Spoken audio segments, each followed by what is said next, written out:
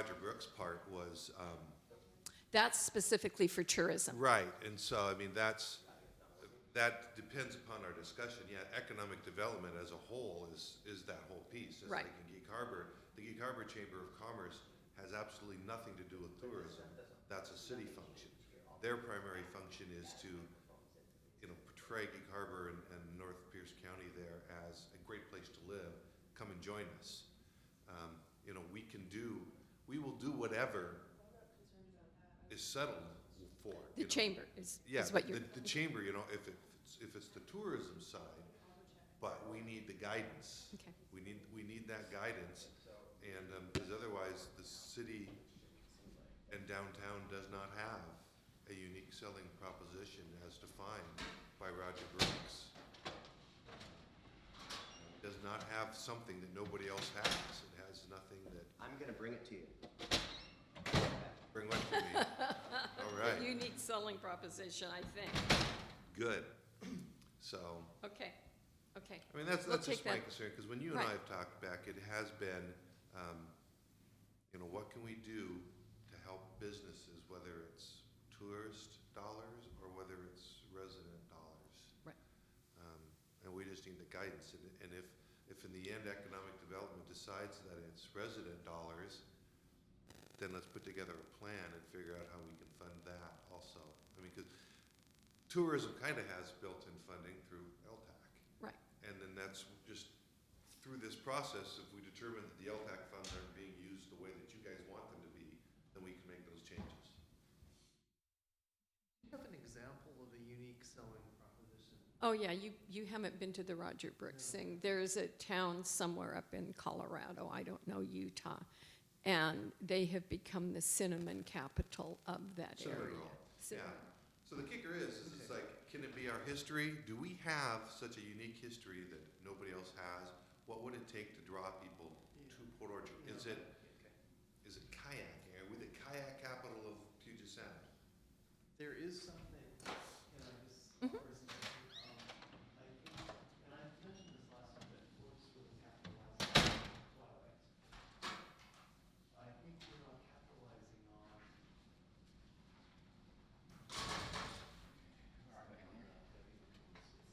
The Cedar Cove I haven't series. read any of them. But what just to respond to that, that is brought up many, many times. But there has been a lot of discussion, I believe, between POBSA and the Maycomber organization. We've And- had a lot. And they've had a lot. So that is not happening for lack of effort. Yeah. And I think Brad, he made a brief comment in one of the presentations that you gotta be careful on if you center your unique selling proposition on a person or a thing, because you're gonna reach at some point a generation of people that had no idea who they are. And so if you have, the Dave Matthews Band as your selling point because you live there and you have a museum there, at some point nobody's gonna know who they are. And so you have to be cognizant of that. Yeah, and it's not that Cedar Cove isn't a good thing, because when you look at the demographics of those are the people that have the money, those are the people you want to come into town and spend money. But even the Maycomber organization will tell you that they've got age tiers. This is our target, and it's women over the age of X, and so It has to be continual. sustainable would be nice. You can't come, what is it that they're gonna get here, that they're gonna do and wanna come back again? They've been here, they've already seen all of the sites and the visits and everything that's in the book. What's new for them to come back? It's only gonna work if it works when Right. Debbie Maycomer wants Yeah. to host something and interact with the Yeah. folks. And she stopped writing Cedar Cove books. The series is off TV. It could be in its twilight. So what we can do is we can bring that forward, the unique selling proposition, and discuss how we want to work with it on the city level, if the council wants us to do that.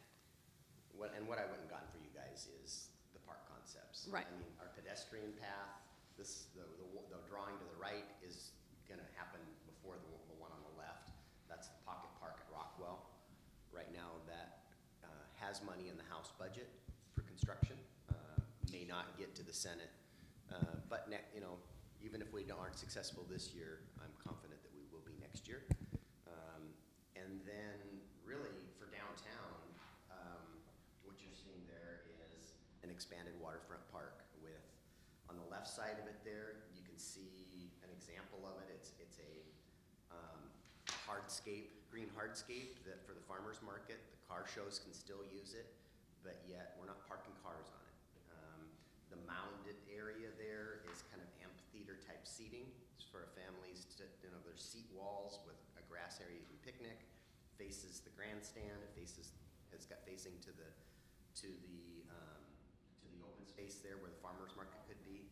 And then you'll see an example there, where is it, in the third drawing over at the bottom. It's a trellis type swings, so it's park benches that are on swings, taking a look at the mountain and water vistas. So this is how we can draw people to our downtown, not commuters parking their cars all day. Yeah, and the thing is that this is not a unique selling proposition in Right. that, as defined by Roger Brooks, it's like, what do we have that nobody else does? Right now, Bremerton has a downtown waterfront. Tacoma has parks, and this is going to draw people to downtown, yes, and it's going to be a venue that we can use downtown for these types of events. But on a special event opportunities, yes. On a day-to-day basis, to get people into our shops to spend money, this isn't the solution.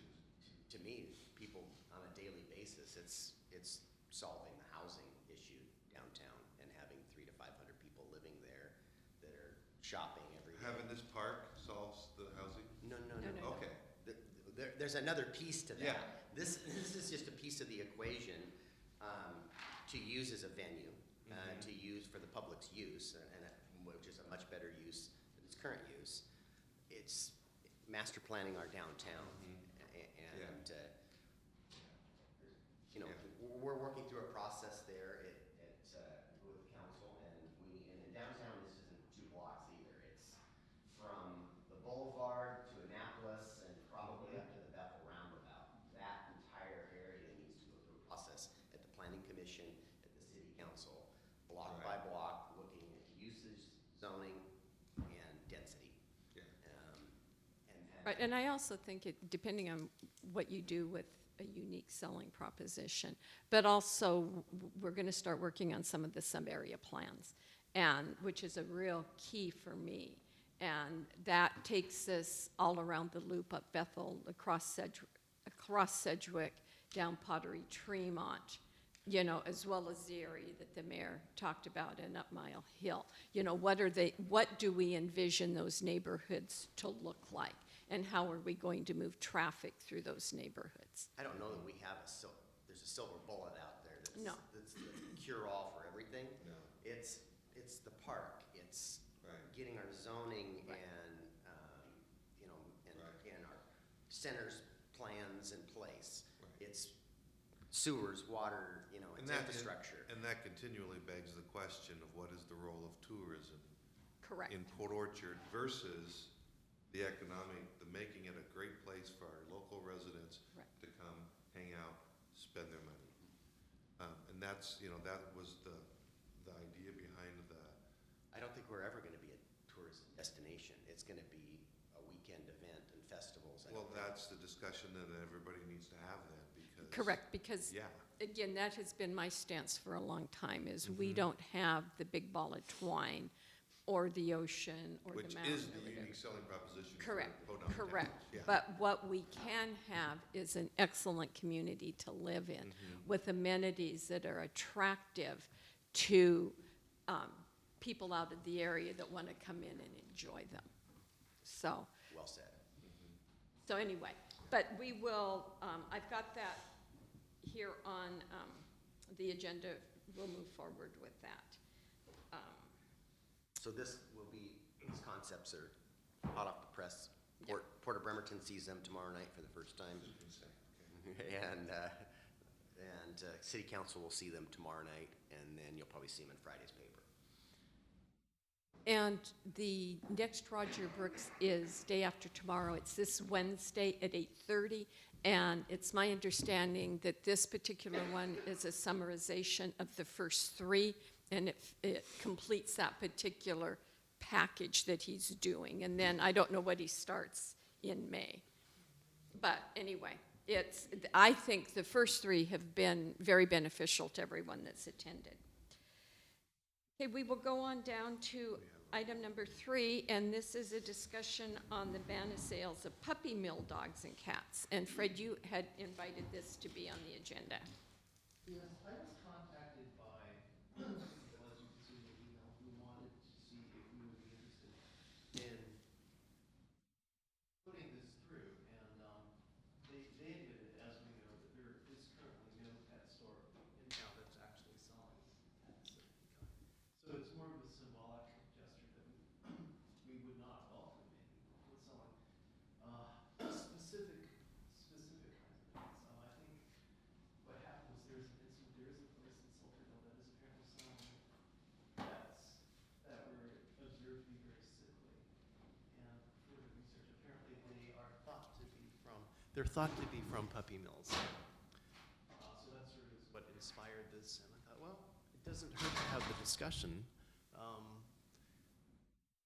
One thing that I did mention to the peoples, the council has generally not been at the forefront of controversial issues, but rather has a more pragmatic stance of, would this be seen as business friendly or not business friendly? I think this may be so specific that it's not so much it being business friendly, it's just I guess a message that we are concerned, we promote the adoption of pets as opposed to the wholesale manufacture Of pets. of pets. So, Mayor, do you have any comments? You know, it concerns me when we're representing a business in Silverdale with, you know, innuendos and not having facts. This is really my concern here is a more I appreciate the symbolic nature of it.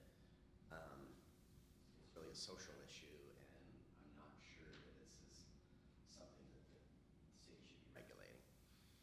And we currently have in our code that it is allowed, and it is monitored, and the license is issued through the Kitsap Humane Society. So we've delegated the authority to the Kitsap Humane Society to monitor and monitor all of those. And there is a specific section about selling of animals, and they're required to have certain drainage systems, and they're supposed to segregate any sick animals and coordinate with it, and they have to coordinate that with the health district. So we have some language in our code that says, hey, if you do this, this is the process you have to maintain, but beyond that, not the code. when you say it, like it is allowed, you mean the sale of pets. You don't mean the sale of pets through puppy mills.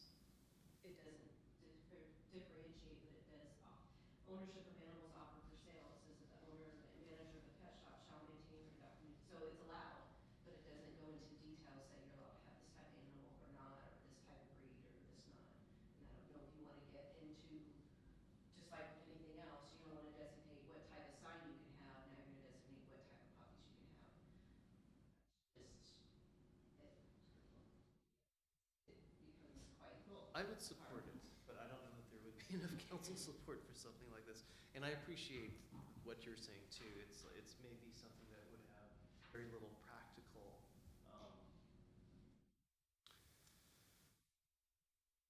effects. From what Brandy said, it sounds to me like if we were to do anything, we've got some attorney expense here to, And code and code enforcement. enforcement. Enforcement nightmare. Right, we've got quite a few things, and we would also have to go through the Humane Society and redo our agreement with them. So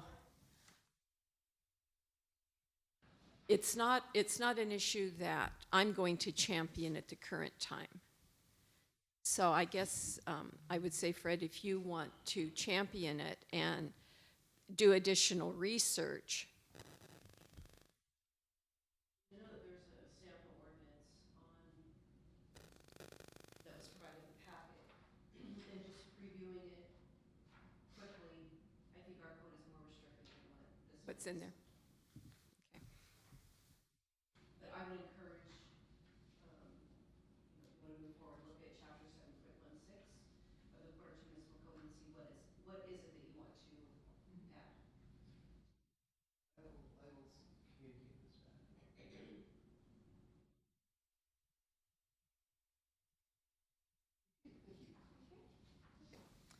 And now, our next agenda item is our tourism promotion and strategic plan.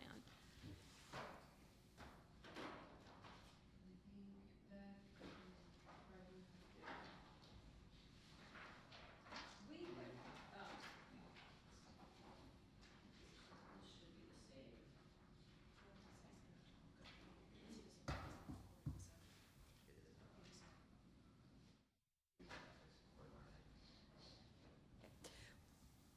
you should have a red line version. Do you have? Oh, I just did the final. You just did the final, okay. What I'm going to say is, we had got through. Yeah, I have a red line also. Probably should, I think as part of the packet, should have been red line and final. There should have been two in the packet, but. Okay, I have two versions, right, red line and final. Right, you have red line and final. Okay, so, red line?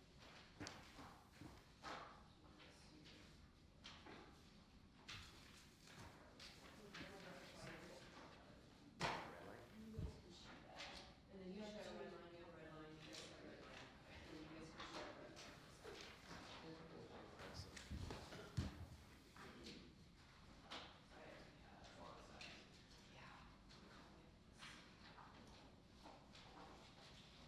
Kathleen, you were not here last time. Matt, were you here last time or the time I before? was, but I didn't think we made it through the whole thing.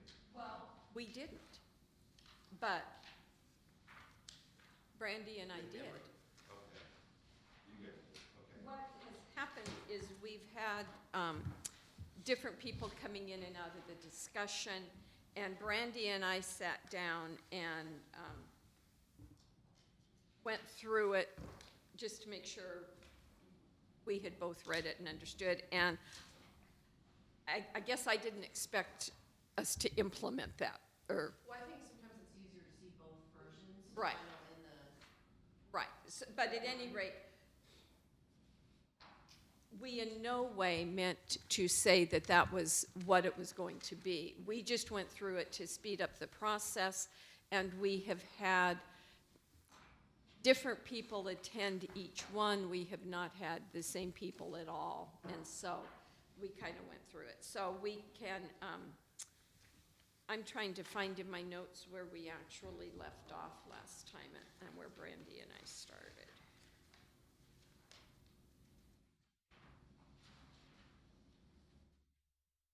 Does anyone remember? The goals, how far did we get? We got into the goals. And we did event funding.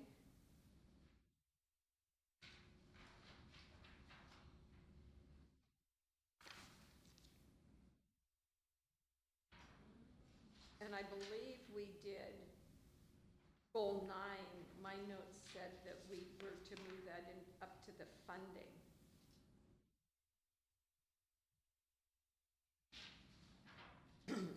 It looks like there needs to be some language smoothed over to goal line. we put that up to, we finished goal 8 and then goal 9 and after. You want coordination, so we're coordinating. But Okay. So I think when Brandy and I sat down, I believe we sat down starting at goal 10. Does that look familiar, Brandy? We sat down, I think, at goal 9. Did we sit down at goal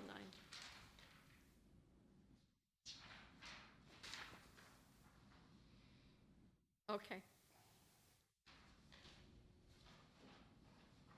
We did go back, but we did go back through,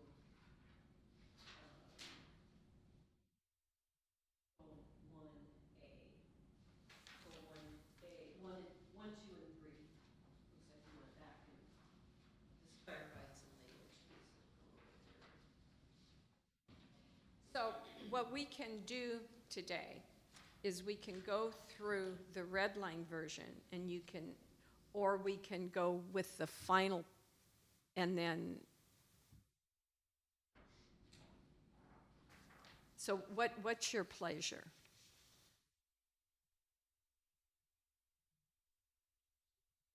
You still on for the ride? Well, if we look at the red line, it looks like. We took a whole bunch out. We did. 9 was totally struck, so there's, Well, a lot of it was repetitive. yeah. I mean, right, when I went through, it's repetitive and, we struck out one section and applied it to a different section. Right. I don't think there's anything controversial with this. They seem to make sense. For example, the event planning strategies, there's nothing to be concerned about. I don't know that there's an omission there. Are you asking maybe for anything that we've overlooked?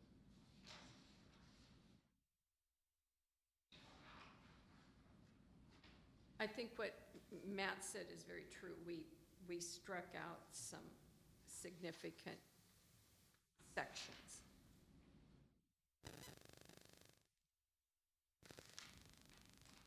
Like goal, let's see, like goal 6 was complete, so fund proposals based on our priorities.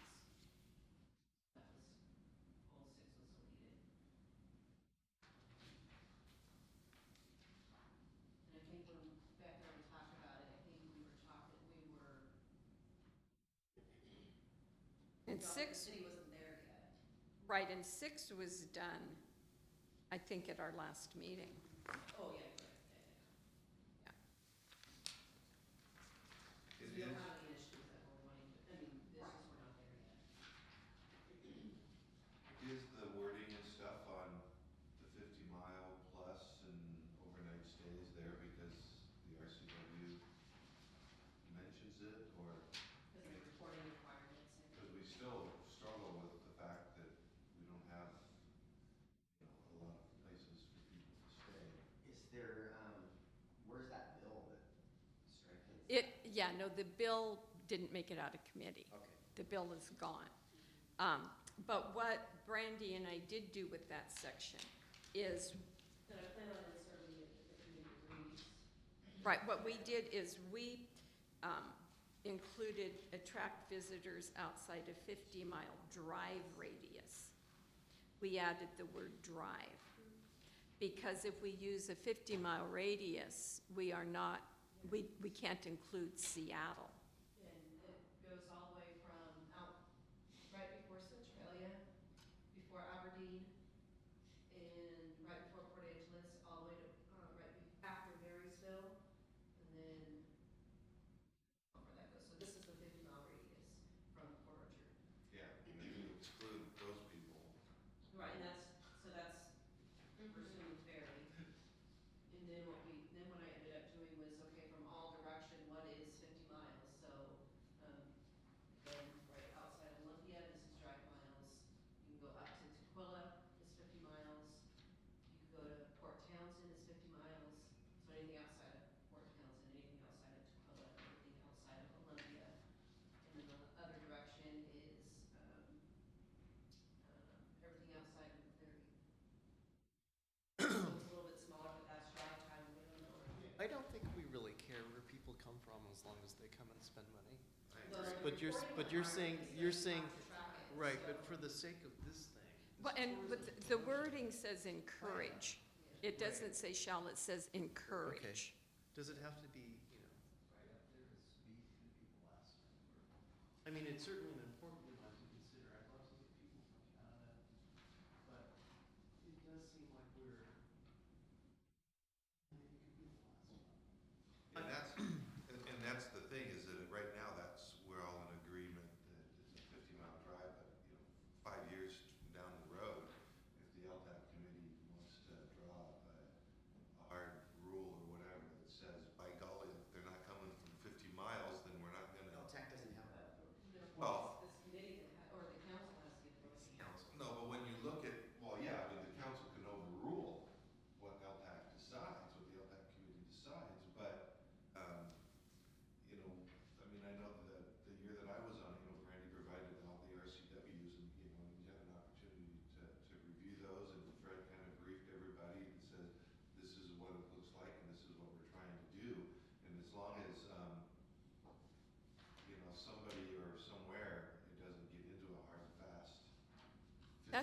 That's going to come from the state legislature. And it There almost was, did this and year. it almost did this year. And So, then it'll be RCW, and if that's law, then that's what we'll have to do. they also, in that bill too, and again, the bill didn't make it out, but if there was not reporting done within a certain timeline, you were no longer eligible for LTAC funds either.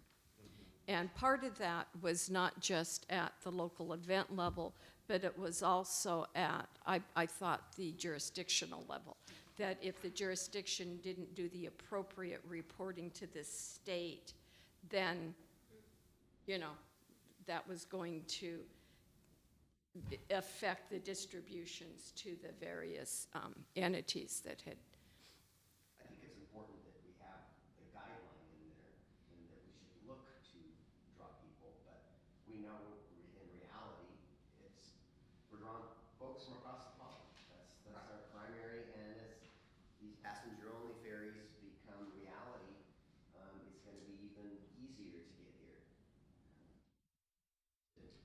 I agree it should be there, it doesn't have to be B. I don't think those, They are waiting. they're not weighted. It does, I realize it's not weighted, but since it's not weighted, why don't we just put it last? We can do that. There's absolutely no reason why we can't. There is a sort of primacy when you see it right in front, it's like, okay. And it makes sense because the last one is currently statewide, so maybe the circles are going wider and wider.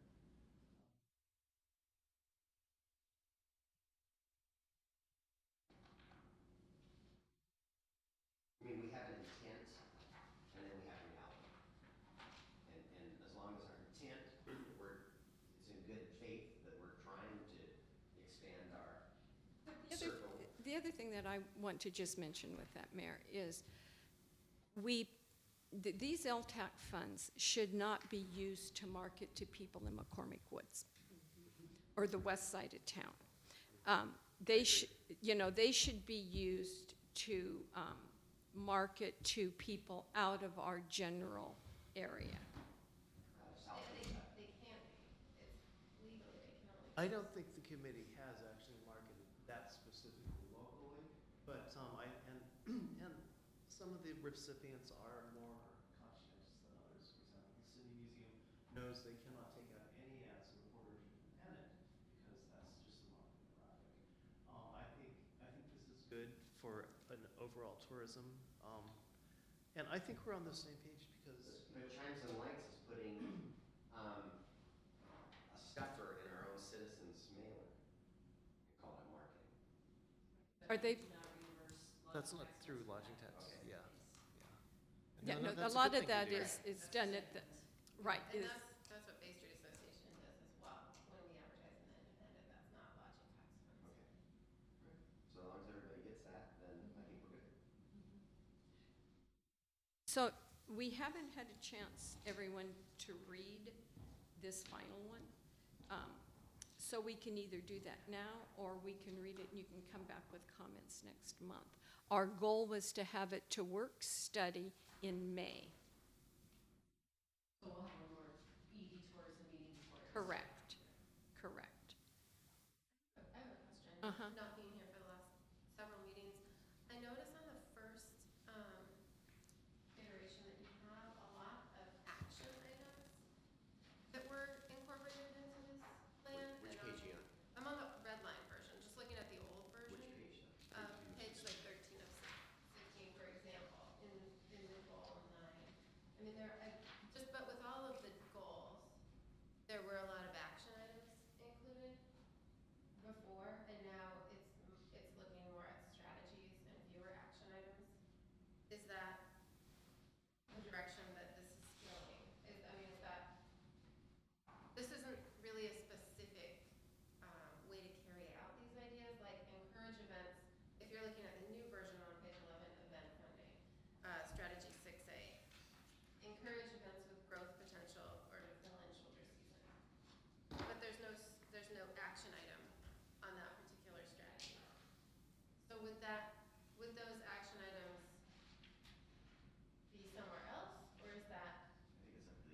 I that think it's wanna up do to the do organization, event. yeah. Here's what we're trying to do, and it's for POPSA or Fathoms or someone to say, hey, we've got an event we wanna do, and Right. is it fit under the, So do you think it would be Well, helpful I'm just saying, to have? how would the city encourage that? Like, how would you encourage events with growth potential? What would be the action for the city to do right, that. how would the city be encouraging? One of the things that I know that the city did say is that we don't have the capabilities right now to be active in tourism marketing. So we do not have anyone on staff that is doing that, nor is there the intent to do that. So, so if we had action items, I think they'd be all. exactly. Okay, and that's what I'm wondering, but then, like, looking at strategy 6H, phase out funding for events which are not accomplishing their stated goals or which can self-fund. So, for instance, something that's successful, that is reoccurring, that has potential to self-fund, but that is, how would you determine the funding? Would there be a worksheet that I think that's gonna be, we're giving guidance to the lodging tax Tax committee to say, hey, we want you to start phasing out, or we recommend that you phase out funds. It's for them to set that, to recommend that based on the application that they received. And we should also, they should have some reporting at that point. I will use Taste of Port Orchard as an example. Taste of Port Orchard is a successful event, which is self-funding. So, you know, We really need to use our police resources to respond to crime and not right. festival traffic control. So, but it doesn't really say that Right. specifically in here. I'm just, that's right. indirectly, that's what I, so that's, we've got a reliance on our general fund dollars here that may, in time, next economic downturn, I don't know when that is, we're gonna have to prioritize, and that's gonna come from the council dais, where are we gonna put our police resources? And it'd be better that these events try to become, on their own before that point in time where we say, we can't afford to do this, try to get there on their own, I guess would be my argument really. Okay. I guess so is the funding referenced in this LTAC funding? Correct, it is LTAC funding. And currently LTAC funding is not being used to pay for police resources or things. There are like that. there are certain, Usually not, there are certain things that are grandfathered in. Oh, but they're Okay. not coming from LTAC. okay. It's the general. But, right, right. I think 1 year, the committee allowed for us to reimburse for police overtime, 1 or 2 years in the last 8 years. Out of the LTAC dollars. Yes. But last year, the city spent just around $10,000 in police overtime, just police overtime, and we spent over $30,000 in public work overtime for events. Just for festivals and events. Right, coming out of our general fund. Okay. I think if we were to set action items in here, we would be limiting the ability of the lodging tax committee to do their job and weigh those applications and bring it forward. This is just some overall, from what I understand. Right. Is some overall guidance to the lodging tax committee to say, hey, this is what the city is looking for tourism. We want you to take this document and weigh the applications that are received. Okay, so the intended audience for this document is more the LTAC committee, or is it? And applicants of an event So it would be that, more, okay. that have an event or planning to bring an event, so new ones aren't looking for city resources to tap our general Right, fund to okay. help with that. And in the perfect world, we would, these events would be self-funding and, we have resources now and we're doing it, but at some point we could be faced with some difficult decisions, One of the things that I don't know if, our just to part- give you, one of the first ones is city leadership and on tourism and culture. And one of the strategies is to offer the Lodging Tax Committee an outline of the preferred distribution of awards, such as a certain percentage to cooperative marketing, such as Explorer Port Orchard, certain percentage to, we need to rephrase that, to regional marketing. We were looking at, and then a certain percentage to support regional, local regional marketing, such as Visit Kitsap, and then a certain percentage to the operation of events, and a certain percentage to startup. What we have become aware in the analysis of LTAC funds is that a significant amount is going to operations. And the intent of LTAC money is for marketing. It's not necessarily for, the organizations and the events cannot be dependent upon the LTAC funds. We're seeing that, what, 50% of them are dependent on lodging tax The funds. lodging tax too, in order to. Dependent on operation funds for lodging tax. But lodging tax in the revised code allows for that. Depends on And- the operation. And some yes. capital. It's Right, it's we don't have capital nothing expenditures. new that's happened. It's just sort of a different way of looking how the funds have been allocated. A lot of people have felt that what's gone to Visit Kitsap is going from their maintenance. You know, it goes to their phone bill, or that was what's coming as on the invoice. So it's nothing unique or wrong. It's just that I think strategically, it's like there's the Saints.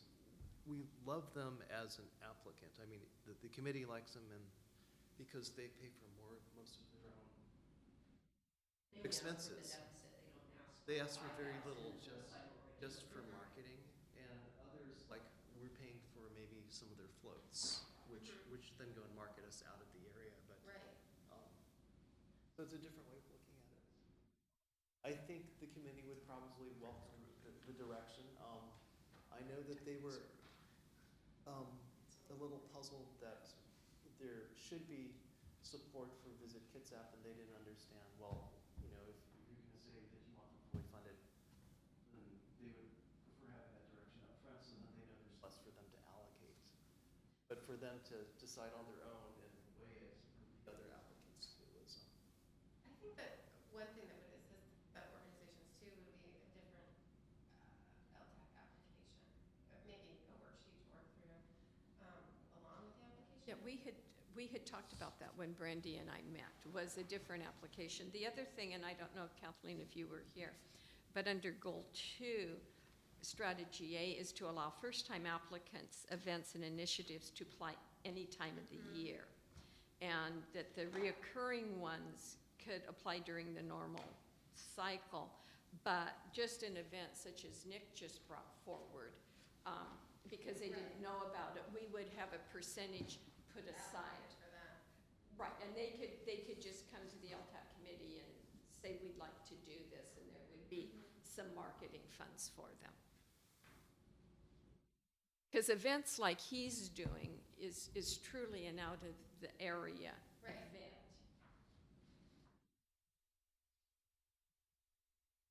You were talking, I know, I didn't like what I was saying, so just. I noticed that. Mike's telling me something. Right, and if you go down to Goal 4 under General Standards of Allocation, we have require effective and useful reporting, develop a template reporting form and handout on methods of reporting and tracking. Because we had one applicant on their form said that they brought in, it was something like 645,000 people. And I didn't think that was correct. And I think they thought it was a number of people they had reached. Oh, okay. But Explore Port Orchard could count every ferry rider if they wanted to do that. So there need to be some consistency and accuracy in the reporting.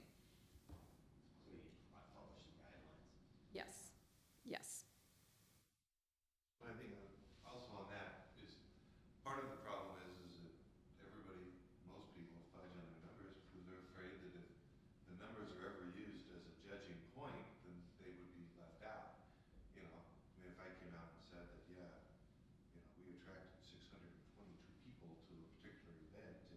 the next event attracts 10,000, I'm on the chopping block, you know? So, but there is no accurate way, truly, to, I guess honesty and integrity. yeah, but even then, it's like, okay, how many, you stand in the park and you look at all the people and you say to yourself, half of them are from out of town. You know, I mean, it's just, Right, You you have- you also have to look, and one of the questions is, how many total people were there? And then how many over 50? And But then if that's you an look, And then out of town is an estimate. yeah. Count how many you got there and, you know. Yeah, I mean, it's hard to say because there's so few hotel rooms in town. Correct. Even if every hotel is booked, what is that, like 300? no, but Yeah, 130 it's some. three parts, so it's hotel, paid accommodations, non-paid, and day visit. So you don't have to focus only on night, I mean, that's part of the criteria. Right. You also, how many people's coming to stay for the day? Right. And we have some methods with that. We have some zip code tracking and. We also, under that section again, we also have modified the application to require reoccurring events to provide us the prior year's reporting data in their application. And then we have spend money wisely and consistent with our strategic plan. Do not allocate money just because someone asks for it. And perform a cost-benefit analysis on the allocation request. So that there's some, So it sounds like we need to develop a scoring form for the LTAC committee. Well, they have in the past. Yeah. The county does. Maybe we can take a look what the county's got. Yeah, I mean, it's either direction from this committee to the lodging tax, or typically it's left up to the lodging tax committee to decide what criteria they want to receive in the application and I how think that that's needs to come scored. from the council. Yeah. and you can see when you had talked about actions, we did have actions under some of these Right. allocations, yeah. It just, it seemed to me that this document was going more towards, being more of a guide and less of an action plan. And that's, Right, I think what we did is we put actions where the city could take do action. something. Yeah. Okay. Yeah, and that, I mean, that makes a lot Is of there support from this sense. committee to have a standardized scoring form that the council adopts, and it's a tool that the LTAC committee will use, so it's not as subjective? Having never sat on the LTAC committee, I'm not sure exactly what that process looks like and what the scoring would look like, or how it. Scoring sheets in the past. So it sounds like the county has one, is Right. implemented one. We can tell them to use it. I mean, there is one that they have. I don't remember why they didn't feel it was helpful.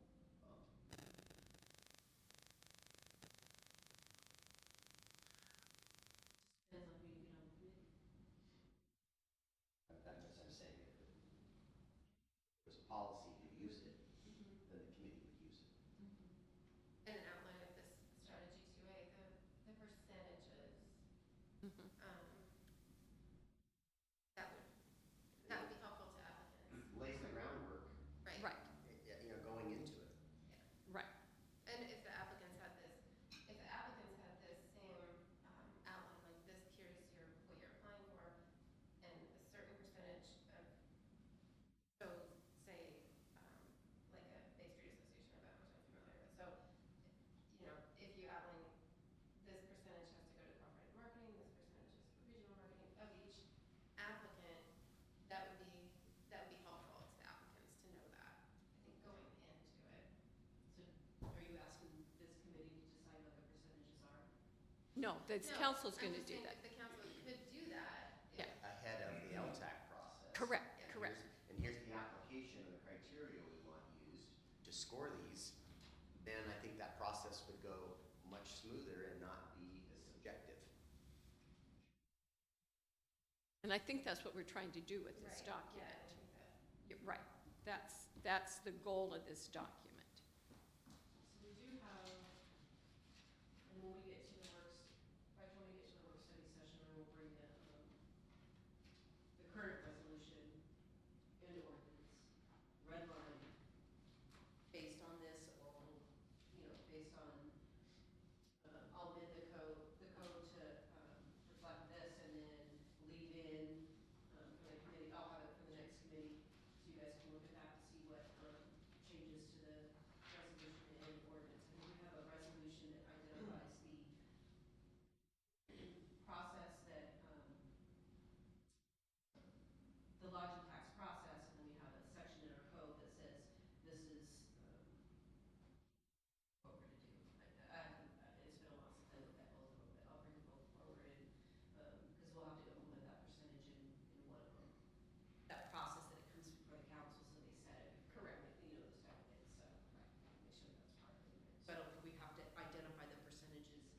No, You don't have to, no, because it may change Process. annually, Right. right.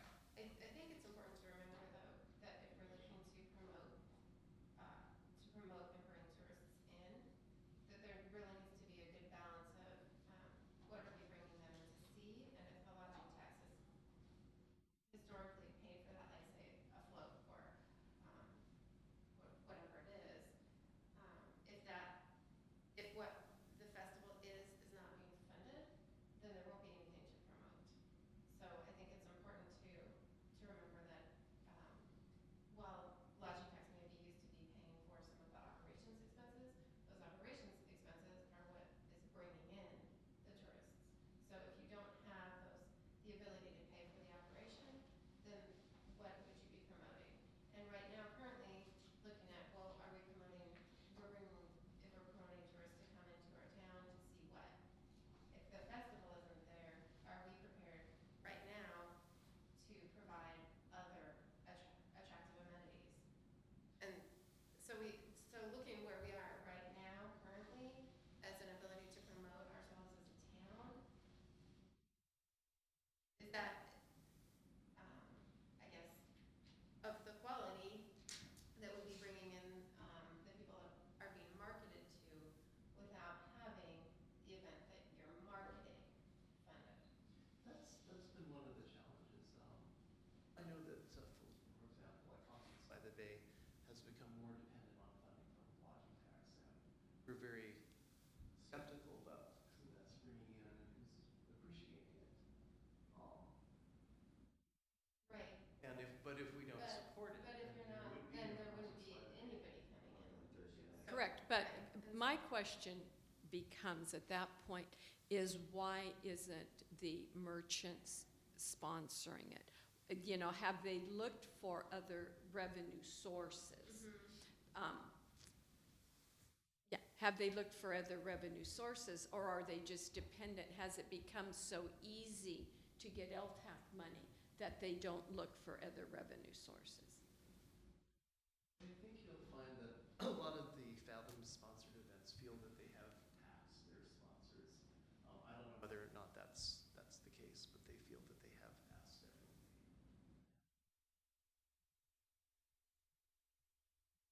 I guess it's just a bigger question. And it's a question that could evolve, obviously, as our parks evolve and our town evolves and we're developed. But currently, are we at that point where we're ready for this? Where we're ready to say only a percentage can go towards? Oh, I think definitely. And the other thing that I would point out is we focus on the festivals that typically take place on our waterfront. And I don't know that we have, and the LTAC dollars, in my opinion, have been fairly closed, because if you're one of the groups that have been getting it, you ask and the money is all gone. I could see a soccer group wanting to put on a tournament, and you know, maybe a baseball tournament or a softball tournament or something. So I would like to see us expand beyond the idea that this LTAC money is just for a festival down on our waterfront. I agree. And I don't think, I mean, just like with Jingle Bell Run, they're a recent applicant, because there isn't even the, knowledge, like with the, Dragonfly, that this funding Right. is available Right. to other sources. Right. So, And people may not know in July or August that they're going to do this. right. Yeah. So that's why the set aside, I think, is kind of important. What I would recommend, because we have not all read this in detail, everyone has this copy now. So read it, and then if you have adjustments, we can make them at the next meeting before it goes to council work study in May. Okay.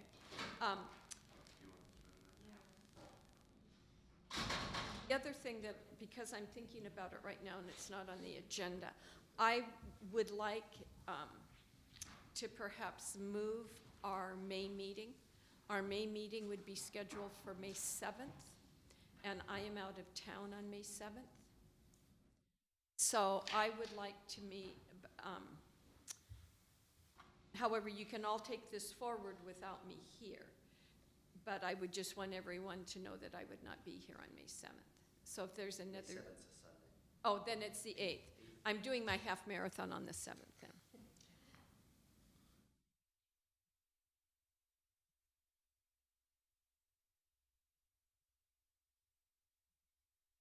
So if we met the following Monday, pretty tight. It to get would- to work study, it would be so we pretty meet tight. That week sometime. Right.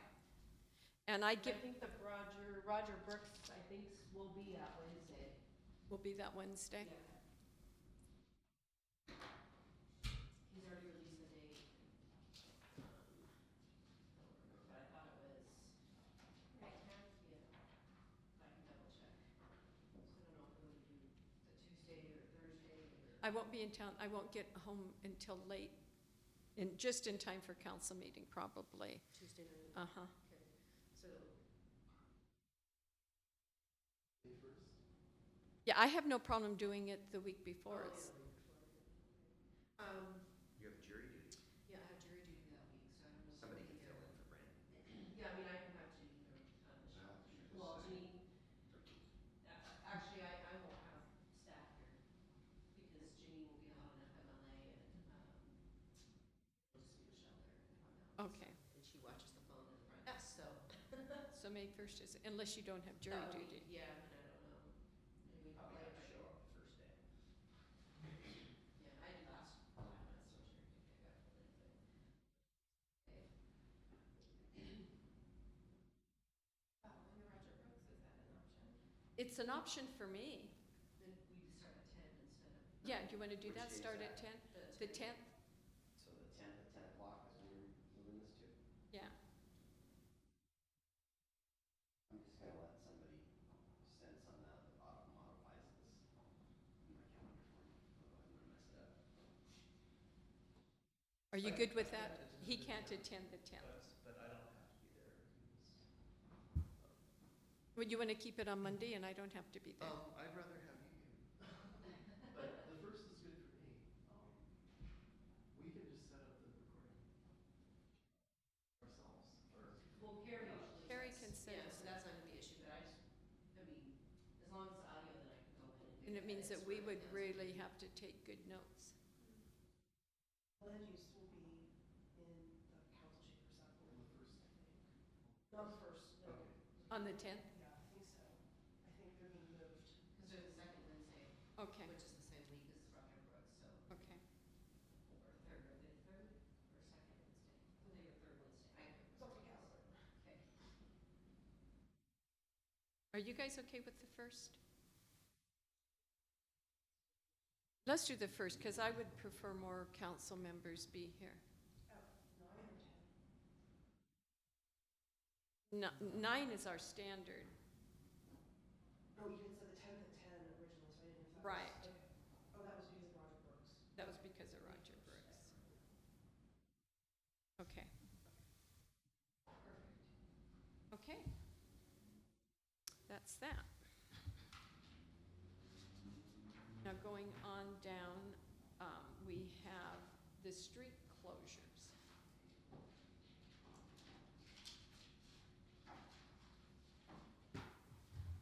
And I have your name beside that, Brandy.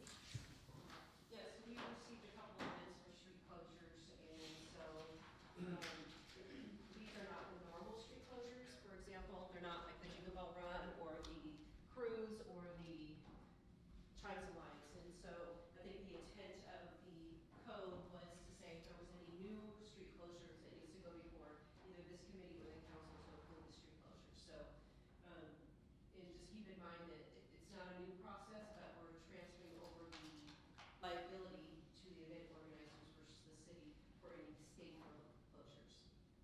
So it'll be a two-step process when somebody's requesting road closures on Bay Street that's outside of the 3 regular events. Actually, it's 2 because it's combined into 1. Yeah, so I think that's just what we're here talking about. I don't know if we just need to amend the, provide the, I don't know what you want from me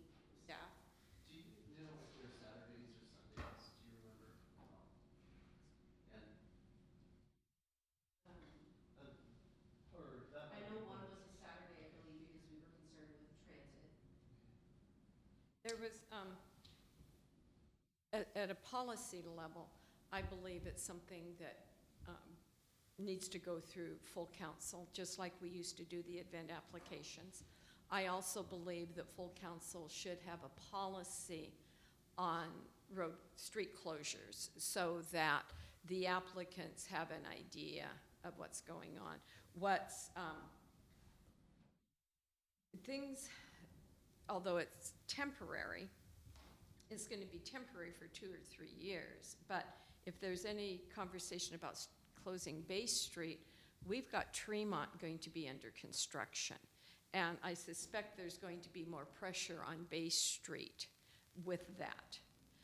And how will that influence? We're already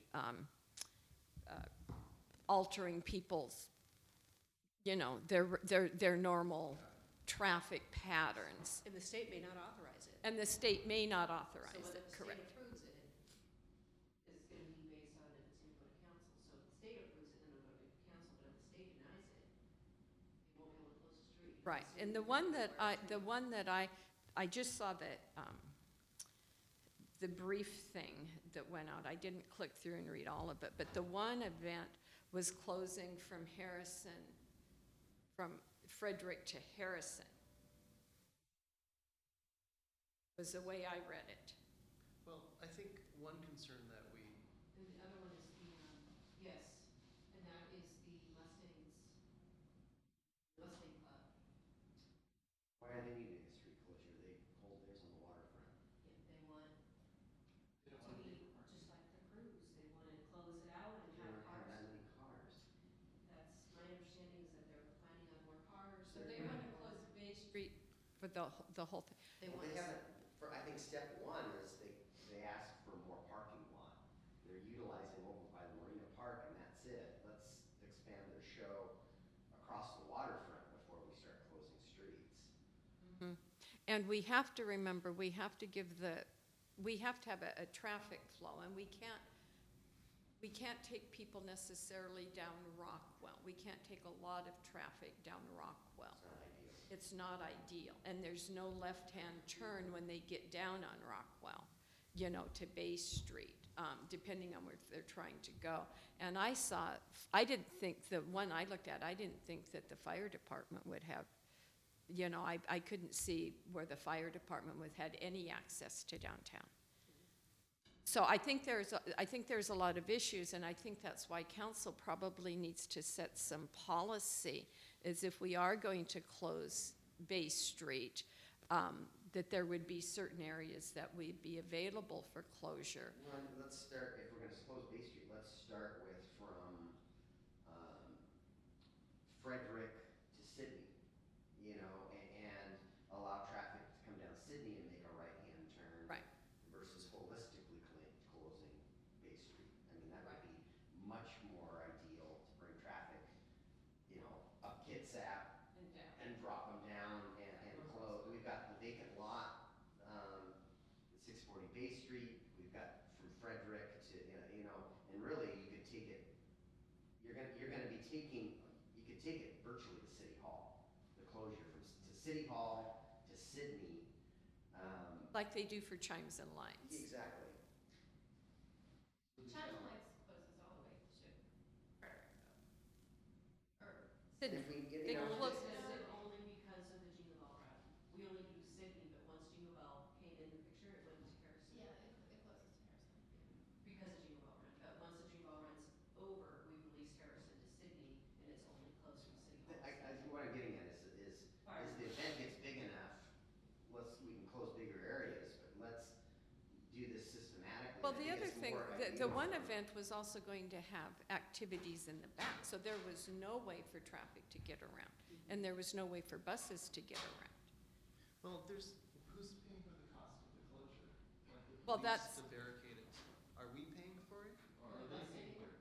Mustang would be, Okay, They're not exempt. do they know what the cost is? They are exempt. it'll be part of the process.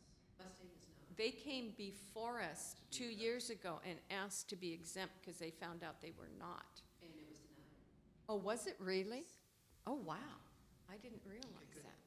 So we need to determine what the cost, make them aware of what the Yes. cost is. Correct. Which we do in the application process.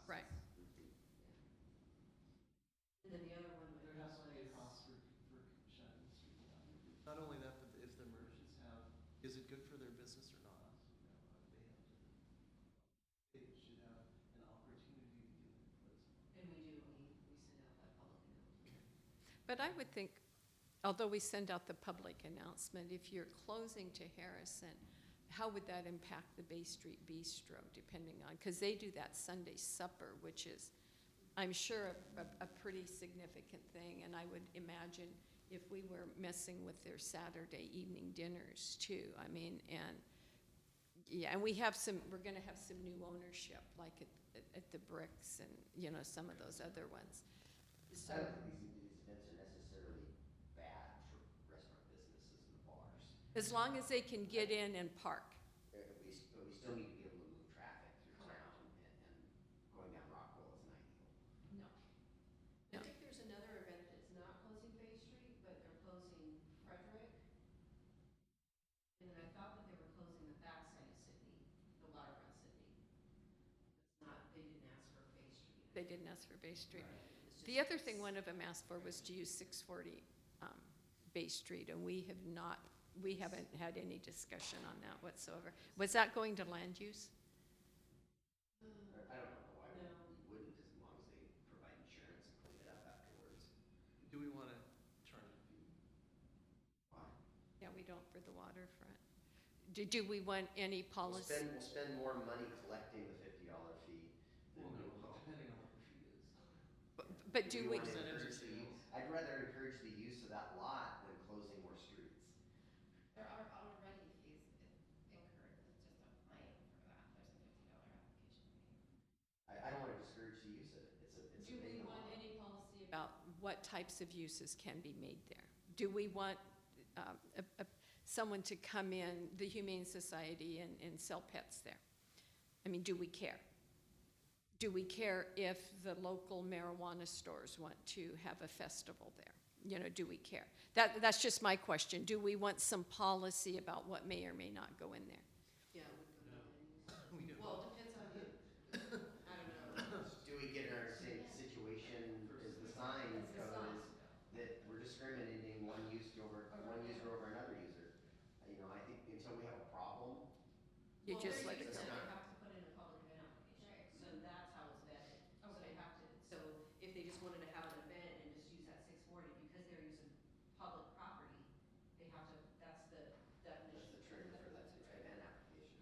And we have in our code, we say parks, and I can't remember what all Yeah, was in there, parks, but that right-of-way would, streets. that would qualify. Okay. So with the closure of Bay Street, the procedure is to turn in your public event application and either have that approved or disapproved, and then pending approval, then apply to the state for the closure. Because the state just sent us a letter 2 weeks ago that said, hey, here's the process. In the past, the chief has always just filled out the application, and we can't do that anymore because it puts a liability on the city, and we shouldn't be liable for it. So that approval needs to go in with the application. Yes, we're requesting that you get permission from the state. You submit your application, and part of our application packet will have the state's application, which then would get submitted. You get the state's approval first, and then we will, once you have that, we'll process. Or at a minimum, Yeah. we're gonna require that you have at least show documentation that you've applied to the state, because they take 60 to 90 days as well. And we need 45 just to process our regular application. So if you give it to us 45 days and you still haven't applied to the state, then Right. There's no you're way. banking on the state's gonna approve it, and we won't be able to approve it until we get that documentation. And we don't route it to anywhere until we get the state. So then the 45 days starts when we get everything completed. So do we have that in our toolkit? Yes. Okay. It's either has been added or will be added this week. Okay. Yeah, as soon as we found out about it, and then we also sent the emails to the applications that we've already approved and told them that it's been unapproved, until they get that permission from the state. So when we close it for Jingle Bell Run, the city closes it from Klein to Bay Street for So it's my Chimes and understanding Lights. The chief is requesting the closure on behalf of the city for this Chimes and Lights and the Jingle Bell Run. Okay, all the way out, however far he has to close it for the Jingle Bell Run. Okay. That's the Same only day. two.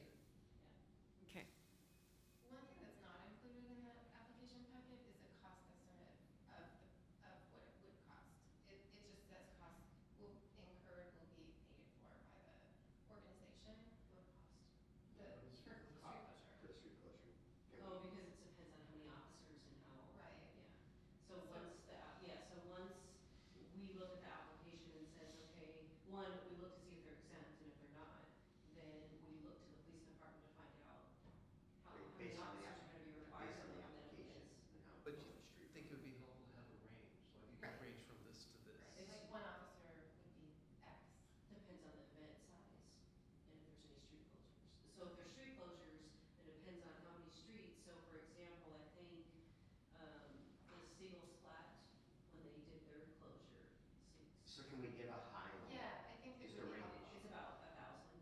Okay. It's anywhere from 750 to 1,500. And that, see, that would be really helpful. Okay, so Is it gonna be?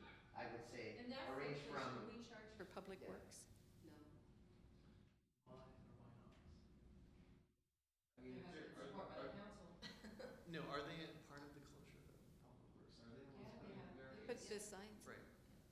Why But the are other they thing, not the other thing, when we talk about the things that are exempt, the events that are exempt, those were existing events. I don't know that council considered future events by the same organizations. Right. It doesn't say that in the resolution. Right. it's those specific events. Does it say those specific events? Yes, or they the- do, because the single splat run is a new event, and they have to pay for security versus the parade they do not. Okay.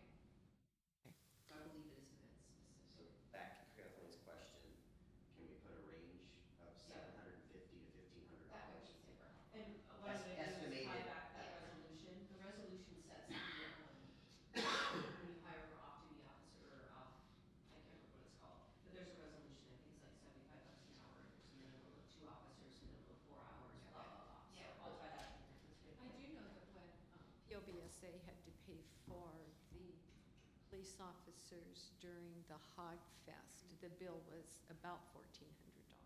Okay. What about closing Frederick? What's entailed with that? Same thing for council, because it's not a new, it's not a, No, but I mean, is Frederick towards the water, Yeah. not affecting Bay Street. Yeah. I think that's that's just a city closure, so it's up to pretty council. easy. Yeah, I don't know that we've ever, and the businesses there have changed. There are none now. There's a marine supply Marine store. supply stores, Elisa's. Yeah.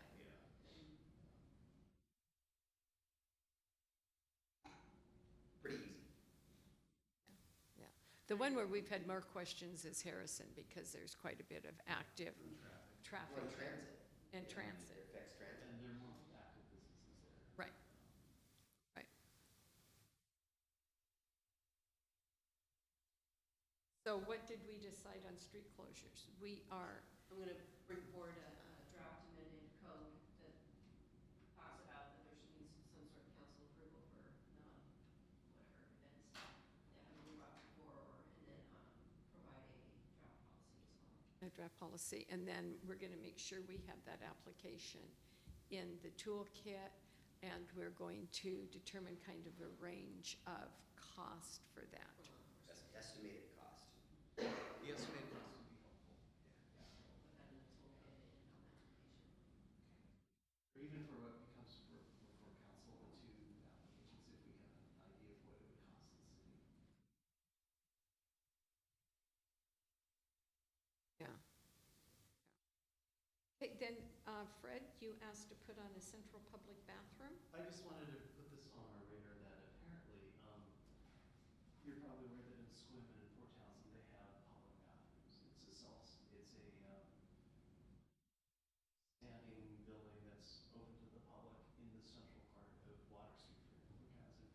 I just learned, for example, that the public market, which I think is centrally located, no longer allows their restrooms to be public. There's Correct. apparently a code on them. So Yes. this means that we're relying only on the Port of Bremerton bathrooms at the There's 3 gazebo. sets of bathrooms. We have ours. Oh, the little one by the pump station? There's the one at the Marina Park, and there's one over here at the Wall Launch. Yeah. So there's 3 public restrooms all along.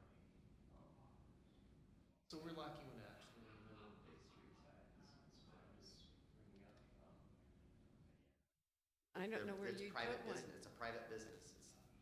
It's, It is a private business, I know. and they were that having, there's- so they had to jackhammer their floor up and replace a section of sewer line because somebody flushed a soap bottle down the toilet plug.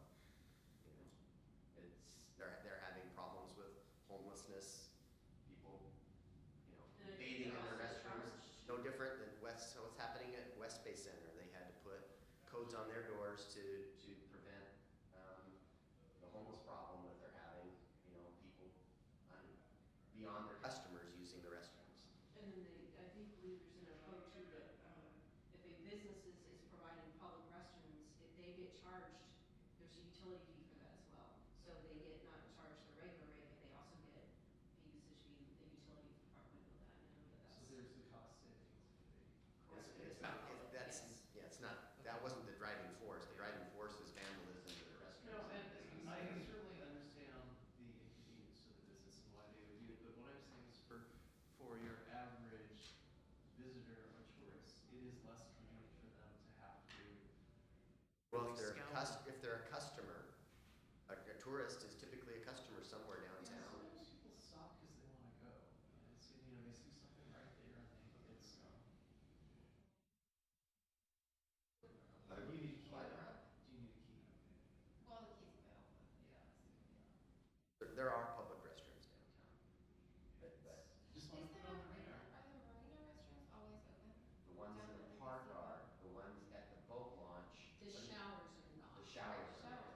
But they're open dawn to dusk, just like our They are. parks. Okay, and the marina is as well. And the park's not open after dark. Right, that's good. It's a vandalism problem if we don't lock them out. That's till 10 for Pokemon in the summer, so they did try to.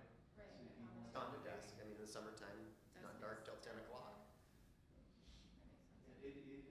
Yeah, it is hard for people to go after hours, and it's not as convenient. I don't have a solution, but I just want to put it out there. So. We can. Some people Well, are the thinking thing it's- just what runs through my mind is most of the businesses that are open later are restaurants. And if someone went in and, you know, got a Coke or something, they could probably use That's the true, one restroom. at 80s doesn't have a code yet, I don't think. But I don't know that you can just walk in and use it, but, It does, huh? Okay. but you could stop, you know, you could frequent the business. Otherwise, you have the ones that are available. Yeah, because I don't know where the city would put one down there. You know, we don't have the ability to. You can always walk up to Fred's house. Sign Fred's house. The mayor's house, it's right. People love walking with the dog in my house. Okay, with that, we can be, unless anyone has anything. Okay. Hopefully, we will see everyone Wednesday at 8:30 for the Roger Brooks. Not us, not the chamber. Oh, you guys have a chamber board meeting? Okay. Well, we've been getting more people. Since it's a recap, I'll connect with all the merchants to let them know. Right. They haven't been able to make it. Yeah. Janine's been putting it on the Facebook. Our Facebook and That posts helps. and the responses we've been getting are great. And actually, the surveys have been great. I didn't go. 70% of the people surveyed submitted on the, I'll talk about this tomorrow night, but Oh, the 6:30? would prefer a 6:30 start time. Okay, cool.